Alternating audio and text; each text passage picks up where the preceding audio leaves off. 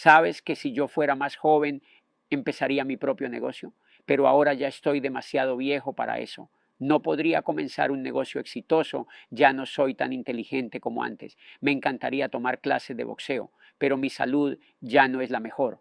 Necesito un diploma y no lo tengo. Siempre quise crear un segundo negocio, pero lamentablemente no tengo tiempo para eso. Claro, eligieron a otro en vez de a mí. Él siempre fue el más inteligente del curso. Yo estudié en un pueblo pequeño y allá la educación no era muy buena, por eso no tuve las mismas oportunidades que otros. Este tipo de frases las he escuchado miles de veces y si soy sincero, en algún momento también las he dicho. Son excusas. Y lo más peligroso de las excusas es que parecen razonables, suenan lógicas, incluso honestas, pero no lo son. Son una forma elegante de rendirse sin sentirse culpable. Son la manera en que nuestra mente nos protege del dolor de reconocer que podríamos hacer más, pero no lo estamos haciendo. Las excusas son anestesia para la conciencia. Nos calman, pero nos paralizan. Nos las repetimos una y otra vez hasta que se convierten en verdades absolutas. Soy muy viejo, no tengo estudios, no tengo tiempo, no tengo contactos, no tengo suerte. Esas frases matan más sueños que cualquier fracaso, porque cuando fracasas, al menos lo intentaste, pero cuando te excusas, ni siquiera lo intentas. Y ahí es donde se apaga el cerebro. Cuando tu mente compra una excusa, deja de buscar opciones. Ya tiene una respuesta cómoda. Y la comodidad, aunque parezca inofensiva, es uno de los peores enemigos del crecimiento. Cuando leí La magia de pensar en grande, entendí algo que me sacudió. Las personas verdaderamente exitosas casi nunca usan excusas. No es que tengan una vida perfecta o que no pasen por dificultades, es que no se refugian en ellas, no pierden tiempo justificándose.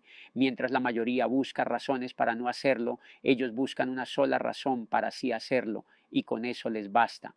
El autor contaba la historia de un hombre que había sido el mejor estudiante de su facultad. Sus amigos terminaron en altos cargos en Moscú, mientras él vivía en un pueblo pequeño con un salario miserable. Cuando le preguntaron qué pasó, dijo: me casé, tuve hijos y ya no pude seguir mi sueño. Suena lógico, incluso noble. Uno podría pensar: qué buen hombre, sacrificó su carrera por su familia, pero cuando lo miras desde otro ángulo, entiendes que lo que hizo fue usar a su familia como excusa para no seguir intentando. Porque hay miles de personas que han triunfado con hijos, con familia, con responsabilidades. Lo que cambia no son las circunstancias, sino la mentalidad. Y el autor lo resume en una frase brutal: si de verdad deseas algo, encontrarás una forma, si no, encontrarás una excusa. No hay punto medio. Las excusas te pueden dar lástima, te pueden dar comprensión, incluso algo de simpatía de los demás, pero nunca te darán respeto. Nadie respeta al que se justifica todo el tiempo, nadie admira al que siempre tiene una historia triste para explicar por qué no lo logró. Lo que la gente respeta es la acción, el esfuerzo, la decisión de seguir adelante aunque sea difícil. Las excusas son como semillas negativas. Cuanto más las repites, más raíces se echan en tu mente. Y cuando esas raíces se fortalecen, ya no ves el mundo como es, sino como tu excusa quiere que lo veas. No tengo estudios, se transforma en no hay nada que pueda hacer. No tengo dinero se convierte en solo los ricos tienen suerte. No tengo tiempo pasa a ser ya no vale la pena intentarlo. Es como si tu cerebro se apagara poco a poco, porque ¿para qué buscar soluciones si ya tienes un motivo perfecto para no hacerlo? Esa es la trampa. Una de las excusas más comunes que he escuchado es esa de no soy lo suficientemente inteligente, y es tan común que ya parece normal, pero la inteligencia no es el factor principal del éxito, la actitud sí lo es. El libro cuenta la historia de un hombre que solo tenía un brazo y aún así llegó a ser un gran jugador de golf. Cuando le preguntaron cómo lo logró, dijo: con la actitud correcta y un solo brazo se puede lograr más que con dos brazos, y la actitud equivocada. Esa frase me quedó grabada porque es verdad. Conozco gente con todas las condiciones a su favor que no logra nada, y también gente con casi todo en contra que construye imperios. La diferencia siempre está en la actitud, y el ejemplo de los dos contadores me pareció perfecto para entenderlo. Uno de ellos era experimentado, hacía bien su trabajo, cumplía. El otro era nuevo, sabía menos, pero tenía una actitud distinta. Ayudaba, proponía, cuidaba la empresa como si fuera suya. ¿A quién ascenderías tú si fueras el dueño? Es obvio, al segundo. porque el conocimiento te da resultados, pero la actitud te da crecimiento.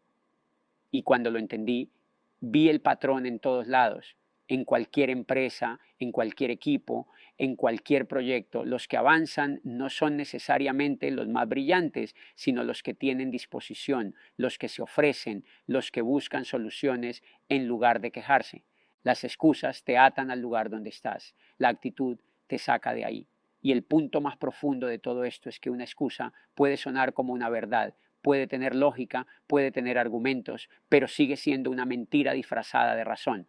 Por eso hay que tener cuidado con lo que uno se dice a sí mismo. Lo que repites en tu mente todos los días se convierte en el marco de tu vida. Si te repites que no puedes, tu mente no discutirá contigo, simplemente dejará de intentarlo. En cambio, si te repites que puedes aprender, mejorar o encontrar la forma, tu cerebro empieza a buscar caminos y los encuentra.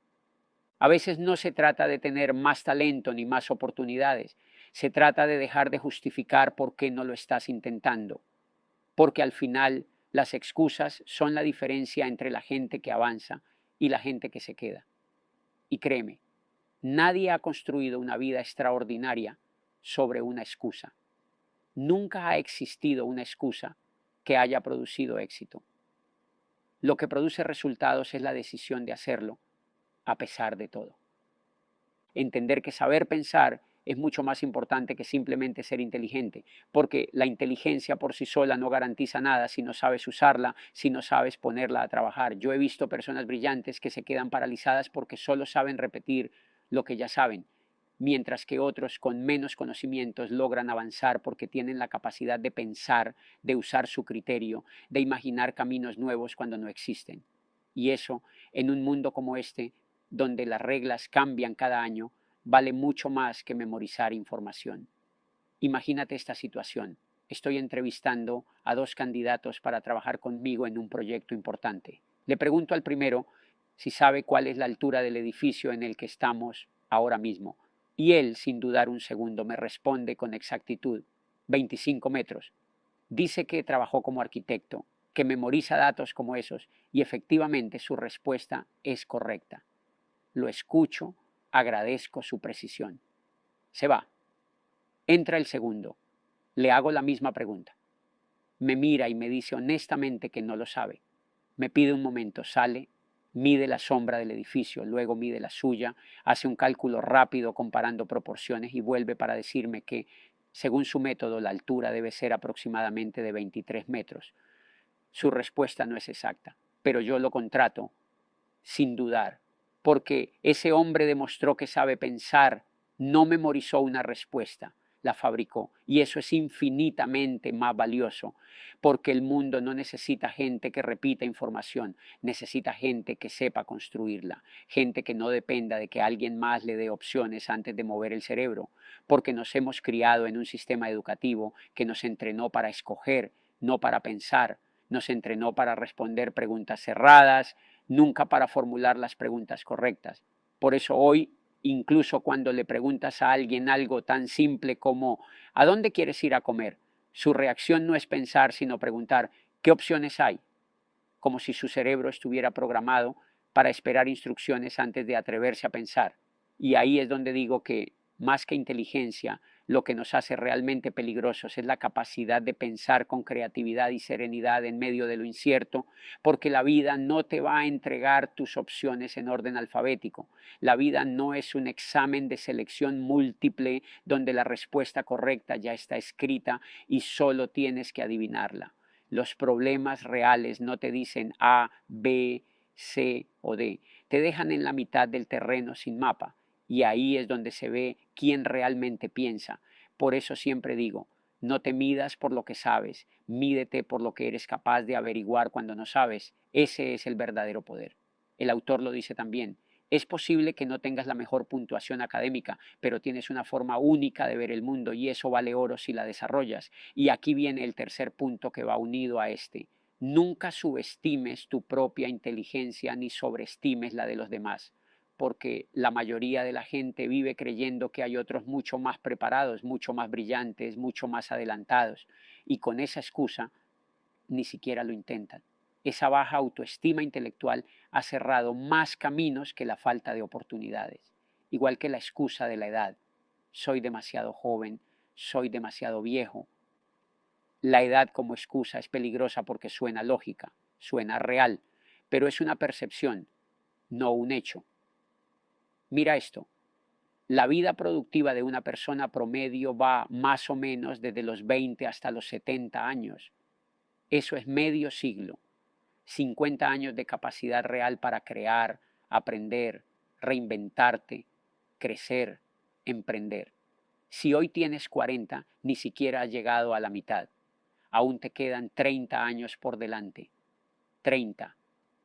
¿Y me vas a decir que ya es tarde para empezar algo? ¿Que ya no vale la pena? No lo digo como frase motivacional, te lo digo como matemática. Y contra las matemáticas no puedes discutir. Si te quedan más años de los que ya viviste en tu etapa productiva, entonces no es verdad que ya sea tarde. Es simplemente una excusa más. Y como dije antes, las excusas suenan razonables, pero te roban la vida sin que te des cuenta. A muchos ni siquiera se les ocurre dejar que su mente se entretenga con ideas grandes, de verdad grandes, como ver millones de euros en una cuenta bancaria o construir una empresa que pague nóminas y cambie la vida de clientes. Y por favor, no me malinterpretes. No estoy diciendo piensa en grande y ya, todo cambia. No, pensar en grande es solo el inicio, es el primer paso del camino. Después viene lo que casi nadie quiere hacer: trabajar duro, hacer cosas que los demás no hacen, fallar muchas veces y volver a levantarte, leer, aprender, trabajar de forma inteligente, ajustar lo que no funciona, volver a intentar y repetir. Hay cientos de pasos después de la idea, pero si ni siquiera puedes dar ese primer paso mental, el resto nunca llegará. Yo lo vi en la universidad. La mayoría de mis compañeros tenía como meta sacar el diploma y entrar a un buen banco o a una buena compañía. Y está bien, cada uno decide, pero unos pocos tenían otra meta. No querían entrar a una gran compañía, querían crear una gran compañía. Y cuando miro hacia atrás me doy cuenta de que ambos grupos, con los años, terminaron llegando a lo que habían pensado de inicio. Por eso digo que si tu meta es solo tener el diploma para trabajar en X, estás poniendo la línea de meta demasiado cerca. Es como decir, voy al gimnasio para poder hacer 20 flexiones y ya. Claro que sirve hacer 20. Pero y el resto del cuerpo, y la resistencia, y la disciplina diaria. El éxito no se mide en kilos, ni en títulos, ni en apellidos. Se mide por el tamaño de tu pensamiento sostenido por acción.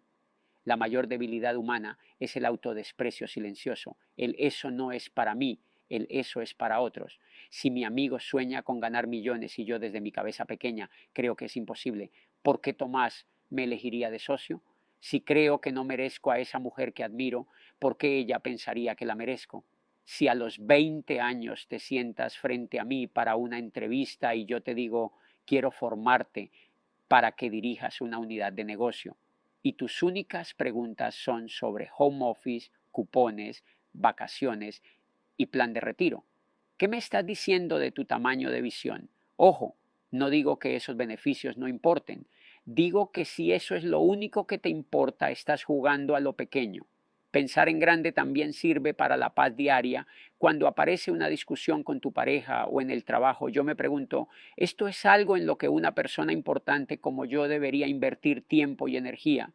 Y 9 de cada 10 peleas se me caen solas porque no dan la talla, porque no suman, porque son trampas del ego y del cansancio. Ahora, ¿cómo activo el pensamiento creativo? Porque la creatividad no es un privilegio de artistas o científicos, es simplemente encontrar formas nuevas y mejores de hacer lo que sea. Un estudiante que organiza sus clases y levanta un negocio paralelo, un empleado que le ahorra 20 horas semanales a la empresa, un vendedor que encuentra un guión de preguntas que dispara cierres, eso es creatividad. El primer paso es creer de verdad que se puede, no como frase bonita, creerlo en serio, porque cuando digo no se puede, mi mente se dedica a demostrarme por qué no se puede. Pero cuando digo sí se puede, la mente se pone de mi lado y empieza a buscar cómo. Por eso cambié la pregunta, dejé el puedo y me casé con cómo puedo. Cuando preguntas cómo, se enciende el motor creativo. Ejercicio simple que me funciona. Tomo un cuaderno y antes de arrancar el día me siento 10 minutos a escribir respuestas a preguntas concretas. ¿Cómo puedo vender más? cómo puedo crear una nueva línea de ingresos, cómo estudio hoy de manera más efectiva, cómo reduzco a la mitad el tiempo de esta tarea y no me levanto hasta tener al menos una lista de intentos. La mayoría de ideas no sirve y no pasa nada, porque entre 10 ideas flojas aparece una que vale y 2 ideas que parecían medianas se conectan y forman una grande. Las anoto, las reviso los lunes o los viernes y las pruebo. Además, aprendí a hablar menos y escuchar más. Las empresas que investigan y escuchan a sus clientes ganan millones y las personas que escuchan aprenden a esa misma velocidad. Hablar no te enseña nada, escuchar sí, siempre y cuando escuchar signifique dejar que lo que oyes entre de verdad a la cabeza. Me callo, hago preguntas, tomo notas, pruebo, vuelvo y pregunto, y no me alimento solo de mi sector. Me mezclo a propósito con gente que no hace lo mismo que yo. Porque una mente que se alimenta solo de sí misma se queda flaca, se vuelve lenta y pierde músculo creativo. Cuando converso con alguien de otra industria, me llevo un mapa mental nuevo que luego adapto a lo mío. Eso es gasolina para la imaginación aplicada. Al final, pensar en grande es mi punto de partida y preguntarme cómo es mi herramienta favorita. Uno define la dirección, el otro construye el camino y lo sostengo con trabajo real, con horas, con pruebas, con correcciones, con lectura, con disciplina, con esa mezcla de humildad para aprender y orgullo sano para no rendirme. Así es como dejo de jugar a lo pequeño, así es como mi mente se acostumbra a ideas grandes y mi agenda se acostumbra a comportamientos grandes.